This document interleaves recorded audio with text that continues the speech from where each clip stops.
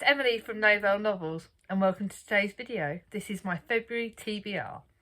Now, I've been good. I think I've cut the number of books in this TBR shorter this month because I found January's TBR was a bit big, especially with the read along and homeschooling. And I'm guessing I'm homeschooling again in February, so I know I'm starting this first half. So I'm being a bit kinder to myself. I've also not said I'm going to sign up for any readathons apart from a read along, and that's because it's a book I'm desperate to read, and I'm trying to be a bit more gentle on myself, a bit more caring, exactly like I said I was going to be. You may notice my glasses are a little bit darker today. That's because I've just been out for a lovely walk with my children and I loved it, and it's always fun. But let's get down to it. I'll show you the buddy reads I'm going to be reading, the book for the read along, and then I'll talk you through the books I'm reading this month. And I must admit, I am pretty darn happy with the books that I've chosen for this month. I really have. Because it's Valentine's Day, I've put a bit of romance in there, a bit of gentle chick lit, books to fit my goals as well. So I'm really, really happy. So the first book I'm going to show you is a book that I'm going to be reading.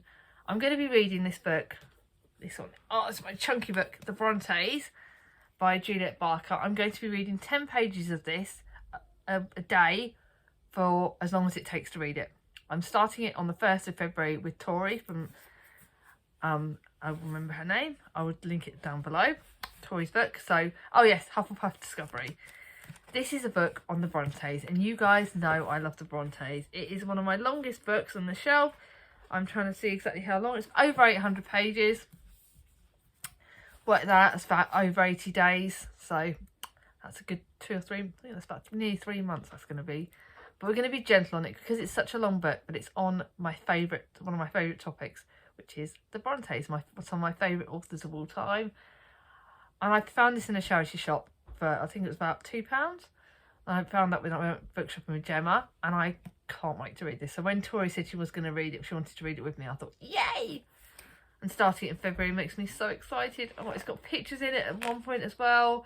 The typing's not too bad. It's medium sort of size for typing. I'm so excited to start that. So that's my chunky book. Then I'm going to show you. Oh, actually, I'll do that. I'll show you. I'm going to be gentle. Trying to get all the piles because I've got my TBR jar books as well to show you. So it's a bit of a trying to juggle it on my bed. And this is the last in the Emily series. Emily Climbs. I'm going to be reading this with Krista. Starting this on the 1st. This copy is not very good. I've got it in the charity shop. Emily never imagined that Aunt Elizabeth would allow her to go to high school in Shrewsbury, and she's thrilled, especially with her friends Elise, Teddy and Perry. I think this should have been the second book. Uh-oh, I think I might have got this in the wrong order. Oops. We are reading this. Move from New Moon to Aunt Ruth's house. Oh, Emily felt into many challenges. Oh, I can't remember. I think this might have been in the wrong order. Sorry, Krista, I think we might have read this in the wrong order. So Emily Climbs. Excited about that, but I've suddenly realised I don't think it's in the right order. But it's an Emily book. Can't wait to read it. Hopefully the fact that I've read it in the wrong order is not going to affect it too much. But Krista, can't remember what we've done, but this is a book I'm really excited about. So that's that feeling when you suddenly look at a book and go, is that the one? Should I have read the other one first? Oops. Anyway. Let's go to a book I know isn't in the right order. A book that I love the copy because look, it's got splayed edges. It's got the beautiful blue edges. I found this in a charity shop and it is beautiful. It's the Bedlam Snacks. So it's the second book that I've read by Natasha Pulley. You guys know that I loved The Watchmaker of Filigree Street. It's 4 stars, but it was a top 4 stars. Now this isn't actually the second in the series because it doesn't actually connect to The Watchmaker of Filigree Street. But it's the second book that I've been told to read by this. It is set in enchanted Peru. The holy town of Bedlam stands at the edge of a mysterious forest, deep in the cinnamon trees, whose bark yields unknown treatment of malaria. It's set in 1859 in Brazil. So this is Merrick Tremaine meets Raphael, an enigmatic priest who's key to the secret which will prove more valuable than you could imagine. I'm buddy reading this with the lovely Gemma from Read a Book Gem. I am going to get The Lost Future of Pepper Harrow, so I can read that soon enough because I know that's the next one. But I'm waiting for that to come back out in paperback. It is not a long book. It's only just over 300 pages. I'll be reading it with Gemma. It's beautiful. I love my copy of this. It's a beautiful, beautiful copy. And I'm just so excited by this. We're starting, this is another one I'm starting on the 1st. So I'm starting that. Emily Newman and the Brontes on the 1st. All of which to be excited about. Another book that then the next buddy read is my first buddy read with Leo from A Little Book Life. Olive Ketteridge. Now, I remember saying that I was going to read this, and Leo said he would want to read it with me. I don't know much about it. I know that I'd heard mixed reviews about this author and about this book. And I just really wanted to read it. So I don't know too much about it. Olive Ketteridge, an indomitable, passionate, compassionate and often unpredictable, retired school teacher in the small coastal town of Maine. As she grows older, she struggles to make sense of the changes in her life. She is a woman who sees into the hearts of others around her, their triumphs and their tragedies. This apparently will make you laugh, nod in recognition, wince in pain and shed a tear or two. Reading this round about Valentine's Day. It's a beautiful book. Can't wait to do my first ever buddy read with Leo. And I'm really excited to read this. So I hope I like it as much. Then I've got a thriller. I picked this up because I knew that Chloe had got it. And me and Chloe are buddy reading it. It's The Chain. She bought it first and I decided to join her. It's a thriller. I don't know too much about it. Your phone rings. A stranger has kidnapped your child. To free them, you must abduct someone else's child. Your child will be released when the victim's parent kidnap another child. As any of these things don't happen, your child will be killed. The child link is going to kill me. The chain links look scary. A thriller that's really going to challenge me. But it's not, again, not too long, not too short. Love buddy reading with Chloe. I don't think we've read a thriller together yet, so this is going to be interesting to see how we do on this. I know Chloe, neither of us are major thriller fans, but I hope this is good. I'm excited. So that is the end of my thrillers. Then I've got, you guys know I treated myself to this in December with my Christmas money.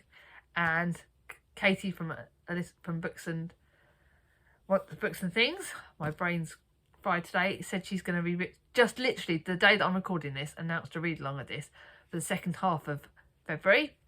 And I have to join in. Simon from Savage Reads did it in January and mentioned Bellman and Black. So this is my third. So I'll be literally reading Bellman and Black, a couple of weeks later reading this. I loved A 13th Tale, so I'm wondering if I'm going to love this and Bellman and Black as much as I loved that. I can't wait. As when this video goes live, I will be reading Bellman and Black. Will I like that as much as I like this? I hope so. Will I like this as much as I like The 13th Tale? I don't know too much about it. I don't want to know. It was the longest night of the year when the strangest things happened. In an ancient inn on the Thames, the regulars are entertaining themselves by telling stories when the door bursts open and in steps an injured child. In his arms is the drowned corpse of a child. Hours later, the dead girl stares, takes a breath and returns to life. Is it a miracle or is it magic? Can't friggin' wait. Thank you, Katie. I knew that Katie wanted to do a read-along with this book, so I bought it anyway, knowing that I hoped. Admittedly, I didn't plan to add this and an extra book to my TBR for February, but when she said she was going to read this, I wanted to join in. I love this. I loved The 13th Tale so much. I will buy anything that this author writes. So let me get on with that. Now, I have got the deadly job of choosing my TBR jar for the month. Let's see if the TBR jar is going to be nice. I will be honest and give you a heads up. The TBR jar picks Oryx and Crake last month, and I've already DNF'd it. I'm really sorry, Nell and Scott. I wanted to like it. I read about 2 or 3 chapters and I just couldn't get into it. And I've said no to all my Margaret Atwood books now. I don't think that author is for me. It's just me. It's nothing personal. It just doesn't feel like her book's going to match what I like. So the TBR jar failed last month. Let's see if it's nice to me this month. So I am going to be good. Mia's not here to help me, which is a bit... And okay, I picked a book. Picked it. Let's see what the TBR jar is going to do to me. Oh, that was Oryx and Crake. So you can see that I actually put that back in there. Oryx and Crake. So that's the TBR jar was that. So second choice. I'm not being faking it. Oh, here we go. I'm nervous. I'm actually like shaking as I do this. The Third Wife. So that's another thriller. Oh my god. Okay. So I've got 2 thrillers this month. This is a Lisa Jewell thriller. Now you know I love Lisa Jewell's work. This is, you think you have a perfect life. You're successful, attractive, well liked. And you just got married for the 3rd time. But it's okay because everyone's happy. Your children are happy. You're happy. So is your new wife. London, 3 a.m, a tragic accident, and Adrian's life starts to fall apart because everyone has secrets and secrets have consequences. I've had this for ages. Yay! Excited. Okay, so the TBR jar's not been nasty this month. Admittedly, I didn't think I'd want another thriller this month, but I'm happy with that book. It's not... Let's have a look how big it is. It's 400 pages, so it's not too big, not too small. It's all right. I'm quite happy with the TBR jar this month. Now, let's get on to the other books I picked, and I will explain why I picked them. So, am I going to go in order? Okay. First one is my second book in the Noughts and Crosses series. So, you guys know that my series challenge was this. This is the second book in the series. When truth and justice are no longer black and white issues. Seffi is a cross, one of the privileges in society, but her baby daughter has a naught father. Jude is a naught, eaten up with bitterness. He blames Seffi for the terrible losses his family suffered. I can't wait to read this. I am so darn excited about this. I can't believe it's taken me so long to want to read it, considering I read Noughts and Crosses January last year. This is one I'm really excited about. I don't know whether I might start off with that because it's not a long book. It is literally 360 odd pages.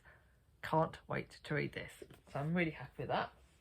The next is my other series, my series goals. So I've got 2 series I'm reading this month. That is this is my chunky book of the month. This is my challenge of the month because it's the biggest book of the month. It is 500 odd pages. From the best-selling author of The White Queen comes the new novel in the highly acclaimed Cousins War series. So it is about Henry Tudor picked the crown and it's Elizabeth York. I don't want to know too much. His bride is still in love with his enemy. Ooh, this could be exciting. This is a book that I wanted, and I wanted it for ages. And the charity shop had it for £1 because I was looking for months in the charity shop. And this is the next in the series. This is the one that I'm really, really excited about.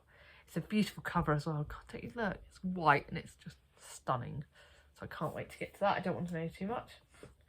Now, I decided after loving one of the Daphne, after really actually enjoying Rebecca and didn't think I would, I have got, my sister Charlie gave me a few other Daphne du Maurier books and she told me to try this one next. Jamaica Inn, mystery kind of, classic-y kind of thing. Stark and forbidding, Jamaica Inn stands alone on the Bodmin Moor. Its very walls tainted with corruption. Young Mary Yellen soon learns of her uncle Jossy's Merlin's strange trade here, but does he deal with blacker secrets still? Don't know too much about it, don't want to know too much about it, but I know that Charlie liked it and a few of my other friends. I think Leo's liked it as well, so definitely looking forward to that. Then I've decided this is where I start to show, I think the rest of the books are quite gentle.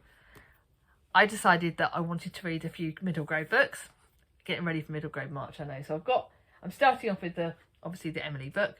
Then I'm going to read The Animals of Farthing. This is a children's classic. It is.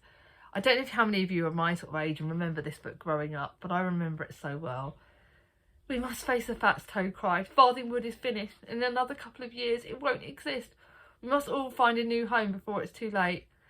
When the men arrive with bulldozers at Farthingwood, its animals and birds know their world is doomed. Their only chance for Badger, Toad, Kestrel and the others is a perilous cross-country trek towards the new life. But not even Fox, their brave and intelligent leader, is prepared for the dangers that lie ahead. I remember this. I remember the book. I think there was a film or a TV show. I loved this book growing up. So when I saw it in the charity shops, it was nonsensical. I had to get it. Bit of a longer one, but it's a children's classic and it's just what I think I'm going to need to make me smile this month. Then another goal, as I said, was to read a Jenny Colgan book, and I randomly chose which one I wanted. I want this one. West End Girls. I've actually seen this copy is actually beautiful. I can't believe it's a charity shop copy. Can you really discover your dreams on the streets of London? They may be twin sisters, but Lizzie and Penny Berry are complete opposite. Penny is blonde, thin and outrageous. Lizzie is quiet, thoughtful and will definitely not thin, but they're both desperate to do something with their lives. So when they find out that their grandmother living in Chelsea, who asks them to flat sit her in King's Road pad while she's in hospital, the girls' ambitions soon become falling into place, but they discover it's not always easy to become an it girl, and the West End boys aren't all like Hugh Grant. I can't friggin' wait for this book. I have seen it on so many of the second-hand websites to get it, and this copy is beautiful. I love this copy. It's not too long, not too short. It's not a series book. It's so exciting. It's chicklet. I deserve it. Then I thought, because of the fact that I'm expecting, like I said, the way my mental health is, we're all challenging, finding this month challenging.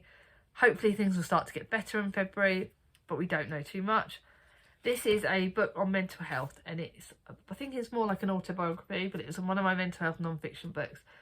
When Rebecca Rella's pounding dehydrated head woke up at 3 a.m. yet again, she stared at the ceiling, wondering why the hell she kept doing this to herself. At 39 years old and a health coach, no less, she knew better than to down several bottles of wine per week. This is about her life. A Happier Hour is a heartfelt, moving and inspiring story for anyone who has ever had to give up something they truly loved in order to get what they truly wanted. I hope this gives me some lessons. I hope this helps me and brightens me up and sets me on the right path. I thought it's a shorter book. I thought it was mental healthy kind of related, and it was one that I think might be good for this month. So that's my random pick for the month that I wanted to do.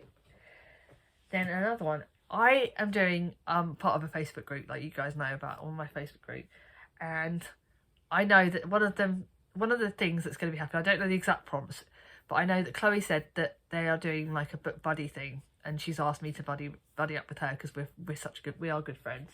And she said her favourite colour was pink, so I wanted to pick a book with pink on the cover. I wanted to pick on best friend, book on friendships, because so many great friends. My sister Vicky gave this to me ages ago. Best Friends Forever by Harriet Weiner.